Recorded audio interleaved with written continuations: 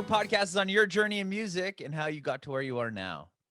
Okay, dope. That was the other thing. I had no idea what this is going to be about, and it's going to be great. It's just about you, man. If you know that story, we're good. I'll try my best. So my name's Edwin. I've been kind of stumbled into making music, to be honest. Really? Yeah, so I grew up in Dubai, of all places. Oh, wow. Yeah, Born and raised in Dubai? yeah, born and raised in Dubai, and my dad's like a super businessy person, Okay. and I was always groomed to be that kind of thing and do business and stuff. And then, but the whole time I had no idea I even wanted to do music. Okay. And so growing up, I was playing soccer and I was whatever, I'm going to business school anyway, regardless. Sure. And then I went to I came to Montreal just to go to business school. Convinced my parents. I was like, I'm gonna go to business school, Montreal, let's do it. Why'd you choose Montreal? That was the other thing. Super random, spontaneous. One of my friends in high school was like, dude, we should go to Montreal, let's check it out. Because I went to a British school, and so 99% of the kids went to England for university. Okay. And I just didn't want to do that. No disrespect to England, we love it. Sure. Don't. And then I came to Montreal super on a whim, and then 2 months into business school, man, You're done. Not for me, dude. Not for me, dude. I was in economics, and I was just doing anything at all to procrastinate, essentially. And I was writing a bunch of shit. I was playing guitar and writing a bunch. And so oh yeah, growing up, my parents also put me into guitar lessons and piano. Oh, wow. But that's cool. I did not care for it. Yeah. Hold on, sorry. Oh, no worries. I have puppies. Oh, it's all good, man. Actually, ridiculous. We got a dog during quarantine. He's not here. He's actually with my older son at his grandparents' house. He took the dog with him. But I feel you, man. Yeah, it's so I just got these guys 3 weeks ago for my sister. Oh, wow. Just left Florida to go back home, and she was like, here, these are yours now.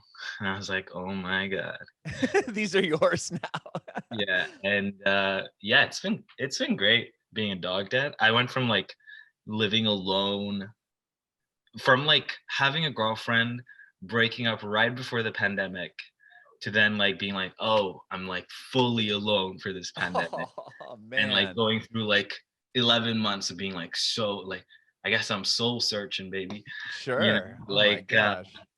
But honestly, super great. I wrote a bunch of songs. It was actually one of in a self growth sort of perspective, one of the best years. Really? Yeah. Okay. Niche comment. Sure. Right. I mean, but at least you're able to take advantage of it, because I've talked to other artists that were like, dude, after 2 weeks, I was so sick of looking at these same walls. I had no inspiration to do anything but watch Netflix. Yeah, no, I really pushed myself to just write and just channel into it. And it was cool. It was great. I actually have so much material written. I have a full album that's pretty much finished. Wow. Probably for I don't know when, but right, because you have an EP that's already ready, right? Coming out. An EP that's coming out in and then I have a full album after this. Actually, first I've said that actually, so this is very crazy exclusive. I appreciate it. Well, I want to rewind back to the guitar and piano lessons. How old were you when you learned that? Oh yeah, so I had these piano guitar lessons all through since I was 6 or 7 until I was 13, 14, and I was kind of I don't know why we're doing this. Just no interest to keep playing? I just couldn't care for it, because I didn't really it felt like a chore, when your Sure. parents putting you to get it, like, you got to go to guitar lessons. I'm like, why can't I just go play at my fucking friend's house? Right, You know? exactly. Like, we're down and play video games and stuff, and it was just weird. And then, like, when that you hit that age, like 14, 15, and you're like, oh, I like this song. Right. You start like figuring out like what genres you like. You start like differentiating music and shit. Hmm. It's not just like a blurb of like Right, of everything. everything. Right. And I think like when I was 15, 16, I was kind of like, oh, dude, this John Mayer song is so good. How do you do this? How do you do this? And I remember like then trying to like go back. I'm like, oh, I do have a guitar. I'll just try and figure out how to play this. Mhm. And then it was just like me trying to figure out how to play like songs I really liked, but Yeah. it was all really like super undercover in my bedroom. Like, no one knew, Oh, nothing. And okay. then yeah, it didn't even matter then. And then I came here, and then I was actually like writing songs 2 months into like business school. Oh, so you hadn't really started writing anything until you got to college. No, business school, we have to Business school. yeah, Business school. yeah. It's like the official tagline. Go to business school, you might become a musician. I love That's that. that's that's the takeaway. So you Yeah, didn't no, play out at all or anything when you were living in Dubai? no, dude, it's crazy. My parents, like, once I started doing music and like once I started getting to like a thing where I was like, yeah, this is what I do. They're like, my mom was like, you can sing? What is going on here? Um, but I did promise my dad I would still finish business school, which I did. Oh, very Um, good. Well, that's probably smart for your music career, though. I mean, they kind of go it's hand like in it's like hand. a classic thing. Yeah, it's great job. Good thing you did it. Good thing you finished. Probably helped you. It didn't. Oh, Uh, really? I guess it did in a way that's like I kind of know like how to maybe network, but like who really like anyone can network? What is that even? Just talking to Well, people. you did a good job of it thus far. I mean, you've Yeah, amassed like millions of streams online and everything. So, yeah, which is crazy. It was crazy because I like did that first project. It was just like me writing a couple songs in my dorm room, being like I oh, was trying to procrastinate, that's and what Ocean Walk became. yeah, Was Ocean Walk is essentially just songs that I wrote in my dorm room where I was like, I don't know what's going on. I don't even know what chords these are. I'm just gonna try and sing on these, and it's like, yeah, it was like this weird little project. We didn't really mix it a lot or anything. It was really like raw. Like, I was just like 2 takes. Like, here we go. and it was recorded in your dorm room as well. It was not recorded in my dorm room. Okay, 3 songs of it was half and half because I ran out of money when we got to the studio. of Like, I was like, course, it's 'cause expensive. it's expensive. Oh I remember man, like yeah. I was like with one of my buddies. I was like, okay, so let's just record this in a studio. Like, let's do it. We get there, they're like, yeah, it's like $200 an hour. And I was like, what? Yeah. Like, You're like, let me I just was do like, one take. yeah, I was like, okay, quick, let's do You're like, this. my record's 30 minutes. We've got this. Yeah, it was really that. That was really what it was. I was like, we're definitely not making this money back. And then yeah, we just did that, and it was crazy. A couple months later, like, people were reaching out like, yo, I love this song. Like, this helped me get through my grandma's death and stuff like that. And I was like, holy fuck, this is Yeah. this is wild. I was Was like, that what song was that? Your Queen of Coats? Was it that Queen one? of Coast. Queen of Coast just went off. I don't Yeah, know. that one's I mean, I'm looking on your Spotify right now. It has like what, two almost 2,500,000 Something. streams or something crazy like that. Yeah, yeah. A lot of people really love that song. And that's the other thing. I can't pick singles. That was like a track 6 on the EP. Like, I was like, yeah, this will be one of them, kind of thing. And then yeah, Was it's that one that you recorded in the studio or was that one that actually that was in the came out of studio. the Yeah, Okay. in the studio. But still, I mean, wow. So you had you played out or anything at this point, or was it just still in the dorm room playing guitar? Was Just dorm somebody room, was like, and I played an open mic drunk. Drunk. After my friends convinced me, and this is like first year of university, so you don't really have friends, it's just You're just, yeah, acquaintances you're just meeting getting drunk people. with. Right, right, You know, right. everyone's just like, yeah, we're going out of this place. I'm like, all right, let's get out of this place. I don't even know your name, dude. Right, Uh, right. and it was one of those things where someone's like, yo, you play guitar. I'm like, who knew? How did you know? Right. And then Like, like, yeah, play a song. Yeah, I was like, I don't know. Okay, fine. do you And remember what you played? Did you do original or did you go up there and play a cover? I played a cover and an original. Okay. What'd you Mixed cover? it. I oh, crazy question. I don't I'm just remember. curious. I think it was like something like the Fray, you Oh, okay. feel me or something. I was like, this one's for the girls. I can't believe I'm in uni. I don't remember saying. Oh, I don't remember most of it, but this was first year. Yeah. Wow. So that was your first experience getting up there, but then who was able to convince you to get in the studio and record the songs? Another like Oh, roommate of yours? yeah. One of my buddies from first year actually. He also had no idea how to anything to do with music, but now he's like a really big producer. His name's Terrence Oscar. He's from France. He was just like, dude, I really like. He like liked the open mic. He's like, bro, have you been writing a lot of songs? And I was like, yeah, I've been writing a couple songs. He's like, how about we just like record these and see what happens, Mhm. kind of thing. I was like, all right, let's pull some money in. Heard the studios are mad expensive. Sure. Yeah, and then yeah, we just did that. We had like the in-house engineer at the studio, like working. I think it was like an intern. He was like, yeah, I'll do this. I was like, Cool. I'm all for it. Uh-huh. Good. And then yeah, we did that, and then it was cool because that came out and it was kind of like doing well. People were like receiving it and shit, and I was like, oh, this could be a thing.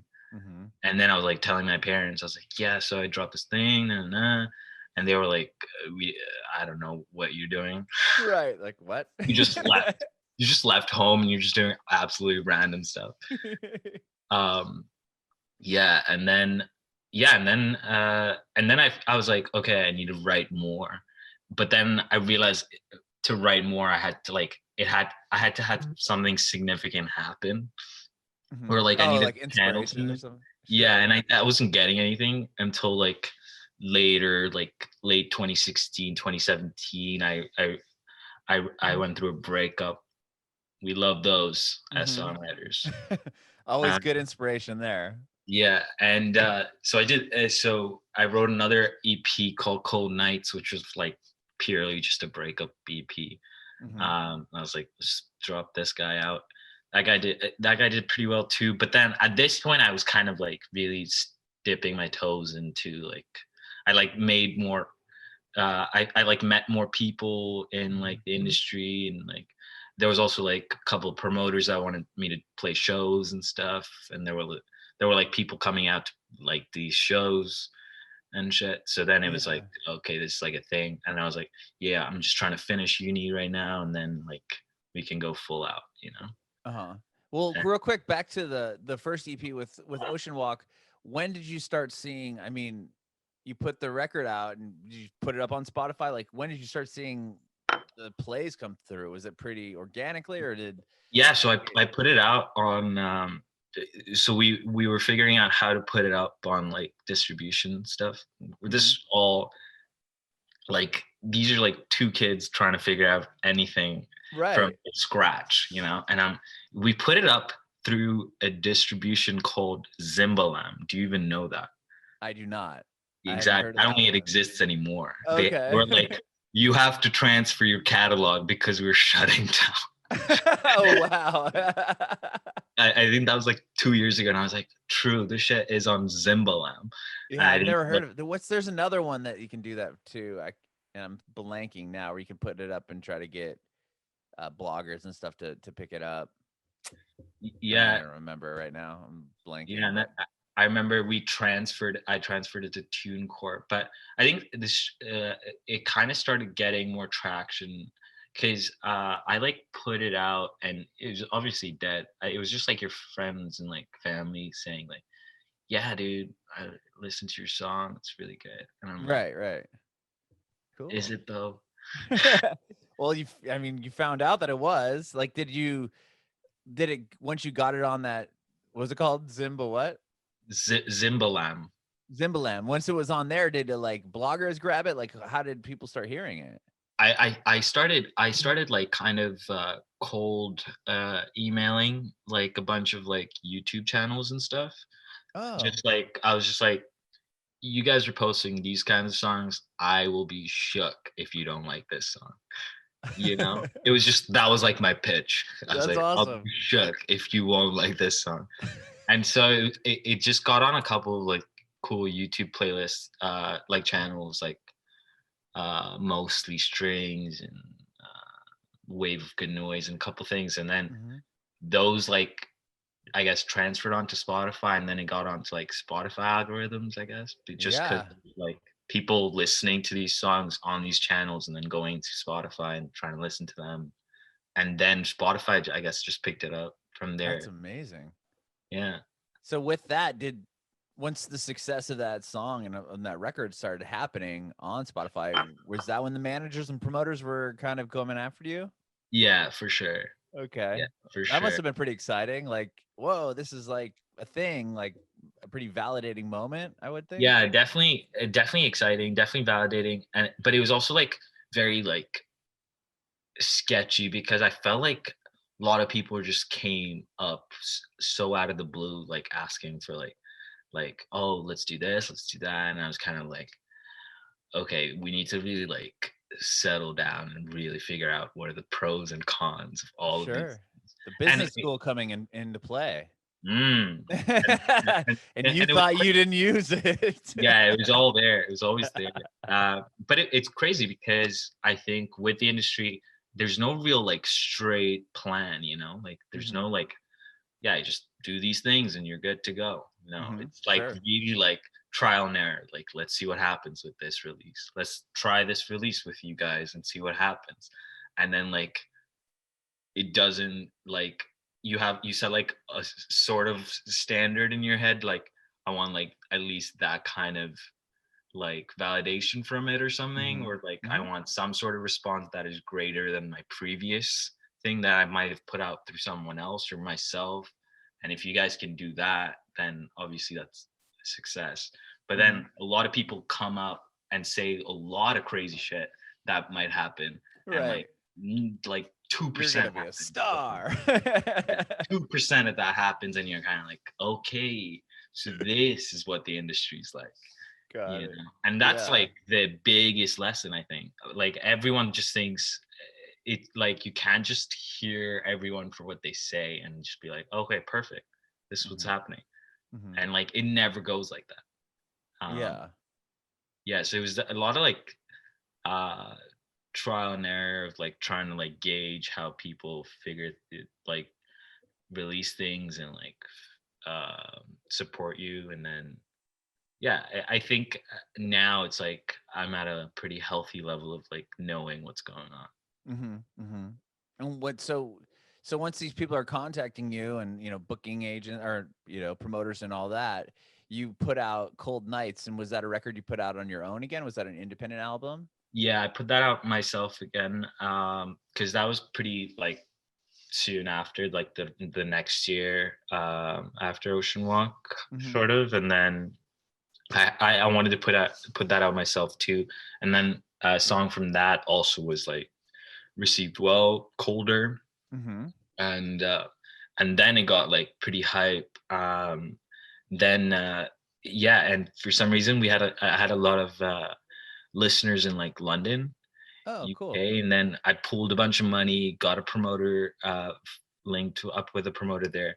I was doing everything myself. I was kind of like play a bunch of shows like around, like I was doing like Montreal, Toronto, went to New York, played a couple shows there, whatever. And then we pooled enough money to have a flight to London, played a show there, sold out, Wow. crazy show, played 2 nights, That's amazing. insane. And yeah, it was a crazy feeling. That was kind of like when things got like obviously it was a huge loss, Mm-hmm. Like like even though it was sold out or whatever, like it was bad. It was like a mega loss, but it was like we had to kind of do all these things. I felt like we had to do all these things just to have it on like our little CV, you know, of like, yeah, Sure, of we course. played these shows, like We people are sold coming out. out. Yeah, we sold out two Yeah, nights in London. I mean, that's a big deal. That's a big sell. yeah, and like so it was cool because we had all these things like done, and then I was like, okay, now I'm gonna do my full length album, Mm-hmm. and then people were like really vying for that. So Okay. then, yeah, I got some like pull in by then. I was like confident by then. But I know. Well, you've backed up. You had the first record, and it did, millions of over 2 million streams, obviously, Yeah, and then to follow it up with another record that does the same thing. That's kind of that really keeps people's attention. It's yeah, like yeah, yeah, so you did exactly. it once, but can you do it again? Type deal. I feel like the Yeah, sophomore release for people is always kind of the make it or break yeah. it. And the sophomore release was more like, and it's crazy because for me, like the releases are really like a journal because it's Mhm. like I look back and I'm like, oh, that's where I was then. That's literally Yeah. Ocean Walk's like literally my dorm room for me when I think about it. Cold Nights is literally like those 2 months after that breakup. And then and it's like by Cold Nights, I was like experimenting with more production because it Mhm. was not that raw anymore. And it was like we were like trying to arrange more things. I was like trying to like figure things out more and like had a better team like working in the studio. We had like an actual live drummer and like shit was like I was like, oh shit, this is crazy. This Yeah. is pretty cool. And then like it's cool because by like the time I was recording my album Mhm. that came out in 2019, I was way more confident in like arranging a song and writing a song and being and it was cool because I knew like people liked the shit from 3 years ago, the first record, and I was like, I didn't know what the fuck I was doing. So now I like actually know what the fuck I'm doing, and like I'm Right. super way more confident in my abilities to know that these are like great songs. Mhm. And so I felt way more confident about telling people like, yeah, no, these next songs are gonna be crazy. These songs are gonna be crazy. You don't understand. Yeah. You know, I was like genuinely hyped myself. People were like, okay, this is like we gotta get on board. That's I mean, and of course that record is amazing as well. So it's like, Yeah, and that record is like I still like I like listen back once in a while and I'm like, shit, dude, we made this. It's crazy. it's a great album, man. Yeah, it was like it felt most myself, but now in this musical journey, this EP is like even crazier. Even And more. then this next album that's coming out, oh my god. The one Oh that you just wrote. yeah, it's actually insane. And it's crazy because um there's this like lag between writing and release. And so like Mhm. this EP was pretty much finished by April, May. And so like that was my like mindset around April, May, like, yeah, this EP, Staring at Ceilings. It's all about like going through like a cycle of anxiety and like Mhm. finding yourself back in the same spot and like being like, oh, you're always going to be in that same spot again. Like, why am I Right. like going over all this like head over heels for like nothing? Because I'm going to be back here anyway. You know, Mhm. that was like where that concept came in and shit. And then and then but these songs are coming out now, and it's crazy because I was in that mindset like around then, and I feel like a lot of artists have to do this thing where they pretend like they're in that mindset during a release, but they wrote the song like 3 years ago. Right. Especially right now. I mean, Yeah, especially right now. because people are pushing records back or like they had it finished right before COVID, and it's like, well, I don't want to put it out if I can't go on tour, so I'm going to hold it. I'm going to hold it, and then it's all Yeah, nobody knew it was going to be almost a year later that we're still doing yeah, the exact same thing. yeah. They're But saying we're gonna tour maybe fall this year, but that's what I've been hearing. I hope, fingers crossed. I talked to a couple of people yesterday that said the same thing. So um yeah, very, very optimistic about that happening. That'd be amazing. that'd be amazing. Yeah. So, well, I Uh, want to real quick on the will you think of me later. You said, with that, with the second EP, you were able to get to London and play sold out shows, and then you had a live drummer at this point. Did you, when you went into the studio to do the full record, did you kind of have a band of people around you that you Yeah. played So with quite a bit? yeah, I had a pretty good band by then, like set up. So Hmm. it was cool because a lot of songs came just by jamming, Oh, and wow. and that was pretty cool because I would create all these like cool melodies while we jammed, and it was all my voice notes is chaos. Um, it's and I would have all these cool melodies, and then I would like write over them later and then bring it back. Oh, And okay. so I was like honing in on like how to write songs now, Got more it. than Yeah, like before. It was just like stream of consciousness of like sure. writing. I don't know what's going on, but now I'm like, oh, there's like some sort of structure, uh, which Yeah, felt way better. that's Uh, good. That's good. yeah, Were and you yeah, were you were you able to tour on that record? Like, or were you yeah. still So kind of playing those one-off we shows? yeah we play. We still play. We did like a little mini tour for that. Again, like New York, Ottawa, Montreal, Toronto, bunch of shows like that just around here, which was crazy, like really cool shows. And it like the shows I think were one of the cooler, like one of my favorite things to do because I just felt like the songs were like so much more when they were played live, and Mhm. like it and no show like every show was different from the other, and it was pretty cool because That's I awesome. felt like a lot of it, like we would rehearse and I'd be like, yeah, this is cool, like I'd never be satisfied, but then like during the show I feel like we would lose, like we did not care for the script and we would just go off Like you let's had a just set do it. list and it was just kind of like, oh, well, this is kind of a guide. Yeah, this is a rough guide. I love that. That's awesome when bands do that too. I love that.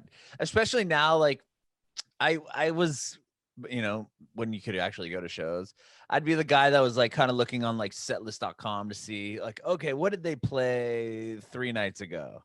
And Yeah. then you get there and you kind of know what the Yeah, order of I, what was I I would do that happening. too. I love just knowing what's coming Right, right. next. What's coming up. And then like half the time the band would change it up. And I'm like, well, I'm kind of glad you did that. Like now I'm kind of Yeah, you want that little excitement because you don't want every I don't personally like when it's like so structured that it's like they've been rehearsing this exact right. script. Yeah, if you like saw the band in, like I live in San Diego, so if I saw them in LA and then they played Anaheim and then they played San Diego, like if it's the same set 3 times, it's like, oh, okay. Yeah, But exactly. Yeah. No, but I'm hoping for one, like when I actually get to tour in like a consistent way fall. that I'm playing shows. Yeah, fall. Like I'm just playing shows every other night. I don't even know. I'd be excited. That's exciting. Yeah. Well, I don't even yeah. know what that would mean. Yeah. Well, where were you when, like, I mean, you talked about you were in a bad breakup and stuff right before the lockdown happened. Where were you musically and how did that affect you as far as what you were doing creatively? Musically, I had so that record was done, and I was starting to write this. So this EP was really like it was like a concept base because I had I go through a lot of anxiety and just normal at Hmm. this point. Yeah, And same I here, man. thought, I feel you on that. yeah, and I thought I could channel anxiety in a way, or have it as a concept where I can make people relate to feeling all this, like going underwater and like feeling like, oh, I just wanna sink. I just wanna like, I'm gonna let anxiety take over. Where Hmm. people are like so trying to have control over like what's going on, and Yeah. that's usually when you're like most anxious. Sure. Where and so this is all about like letting go of that control and just realizing at the end of the day you're just back to like nothing actually happened. It's all in your head, Hmm. and like you're back to the present. And that was like the whole concept, and I wanted to like channel that in like a 5-song EP where it goes from Time to Sink, where you feel super hopeless, then you go into Sea of Things, where it's like you're in that chaos, you're underwater, you're just letting water control you, whatever happens. And then the third is mild sanity, where you're kind of like, oh, maybe I could get out of this. Maybe there's an out, there's an exit. And then the fourth song is staring at ceilings. So you come back into the present and you realize you've just been staring at a ceiling. This whole thing's been in your head. And then number 5 is called the after, which is like you back to shore and you're like finally able to breathe again. And you're I like, love that. yeah. And it was a really cool concept. I had like, so I write a lot of short stories too. And it kind of like, it was off like me as a protagonist. Like I went off this like concept and I was like, dude, you're gonna end up back at shore anyway. Like, that's the whole point of anxiety, you know, like the whole thing is in your head and we can come back. And so I had the concept first, and that was the first time I wrote songs going towards a concept. And so I wrote these songs for that. And I think it's really beautiful little thing where you can like, I want people to listen to it and be like, okay, yeah, this makes sense. Like this is always in your head. And like, it's kind of like an antidote. Yeah. And yeah. And I wrote those songs last like winter and went into studio, recorded it with Marcus Pequin, who like recorded the Nationals album, big album, and like Arcade Fire's Suburbs. Wow. Whoa. Yeah, he was crazy, dude, in the studio. And that was a whole different experience. He was like really like, yeah, let's just feel it out. Anytime you felt stuck, he's like, let's go back to the top and Oh, feel it wow. out. And I was like, yeah, let's just feel it out. Like, fuck logic. Right, exactly. I mean, well, he's put out I mean, the National and Suburbs is such a huge record. I mean, that's Yeah, it's phenomenal working with him. And then yeah, so we tracked those songs there, and it was crazy because it was like right before the pandemic, and it was crazy. It was like almost like engineered for the pandemic. It's like staring at ceilings, like this right. perfect. I know. I was thinking Yeah. about that. Like, did I you was like, record all as this soon as- after the fact? yeah, as soon as like the pandemic happened, I was like, we got to put it out. We got to put this out. This is like perfect. This is Right. like perfectly marketed towards this. What is happening? Sure. Yeah, and I was a bit anxious because it wasn't coming out on time, but it was also because we were trying to figure out how exactly to release this, and I wanted it to be like like very special when it came out, and like you know, like had to be justified, like why it was being released. I wanted to make sure everything was justified, and like I wanted to make sure like it got the recognition, and like it was taken care of. Sure. And not just like put out just to put out. Well, you put out Sea of Things first. Is there a reason why you didn't go with the first song on the record? No, I put out Mild Sanity first. Oh, you did. Okay, you did put out the first one first. Yeah, I put the third one came out first, so it's kind of like Mild Sanity, and then a prequel to which is Sea of Things, and now it's Time to Sing. So it's like it's kind of going backwards. Okay. But then it's cool because people are like, you can kind of gauge. After Mild Sanity, people were like interested to know what the prequel or the sequel was, because I was pushing like it could be either, and then it was the prequel, and now it's the prequel to that, and people are like, so I'm giving them all the darkness, and then we're getting like when the EP comes out, it's like a sigh of relief. You're getting like staring at ceilings, you're like back to the present, and you feel it was weird because I wanted it to go from Time to Sing, but then it was cool to like kind of go backwards and then keep it all like what is really like happening. What is happening right now? Yeah. Were you clear that it's going to be a concept record when you first put out the first song? Yeah. Oh, that's cool. I've been clear about the concept since like as soon as I started writing the concept. Okay. So, like last January, I've been telling people like there's a concept EP coming out, and like I've been talking about it since then. And people are like, yo, when the fuck is this coming out? And now you can say February, right? It's coming out next month? Yeah, Very cool. 26th. That's amazing. And you've already you said a whole record. And what do you have so far with that? Is it demoed out, or have you been in the studio recording it? It's demoed out. We've been recording pretty much all the main stuff is done. It's like 70-80% done. It's just mixing and like probably some live drums and a couple different synth stuff live. I think just a lot of things I like re-recording live just because it gives you, it's not just the same thing looped. Sure. Yeah. There's like a little bit of like, oh, flavor in there yeah. instead of just like perfect drum kit. Yeah, exactly. You want it to be a little sparse. Yeah, so we just have things like that and figuring out who's gonna like do the exact production and stuff like that. Very which cool. which we're all in like, but we have time. Yeah. I mean, you're about to put out an EP. You're gonna have some buffer there, I would think. Yeah, and like I'm still like writing. I've been like in this weird whim of like writing a lot. So even like my writing team and the band's like, what the fuck's going on? I'm like texting them every other day, like, yeah, I wrote a new song, I have a new idea. They're like, okay. Like, well, that's good. It's better than, like I said earlier, people that I've talked to were like, man, like after a month or two, I'm sick of looking at the same place.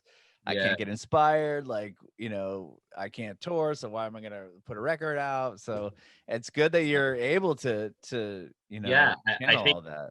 Yeah, I think Montreal's also a nice city to like kind of channel and like understand yourself a lot, because it's such a weird little city, and it's like, I can never explain it to people, and I don't think people really understand what is going on here. It's like a little European but North American, but like people talk French differently. I don't even really speak French, but I can live here. Right. Like, what is happening? And it's like really cool architecture, and like the summers are just beautiful here. So many cool places, and like this whole summer, I was just like moving park to park, different like exploring and stuff, and it was pretty cool. It was the first time I couldn't actually travel, so I was just like, guess I'll explore what the fuck's going on here, and like just went around. I was like, yo, this place is sick. I've been here for like 6 years. I didn't even know about these spots. Right. And like forces you to kind of get out and find what's happening around your town. Yeah, and it's really cool spot. Yeah, it feels like an ad now for Montreal. Visit Montreal. I'm gonna run a little crawl into the video. Yeah. This is book your tickets here. Right. That's funny. Well, Edwin, man, thank you so much for chatting with me today. I can't wait to hear the record in full. I'm super excited about this journey you're about to take people on, and of course the new record that you said is even better than everything else. So we'll have to talk about that when please get there. Yeah, I'm gonna hold you to that one. So we'll be it's gonna be sick. I can't wait. I can't wait to talk to you about that one. I have one more question before I let you go, though. I want to know if you have any advice for aspiring artists. Aspiring artists? Mm-hmm. I think, good question. I think there's no real, like, if you feel like you don't know what you're doing, you're probably on the right path. It's really a lot of trial and error. And I think one of the best pieces of advice I got was, if you think it's sick, it's probably sick. If you think it's sick, you're not like so unique that no one else thinks like you. You're not so different. So if you think something is sick, there must be so many people that think this is sick. And I think going off that, I've been like, this is sick. I'm sure people are going to think this is sick. And I think that's the best advice I ever got.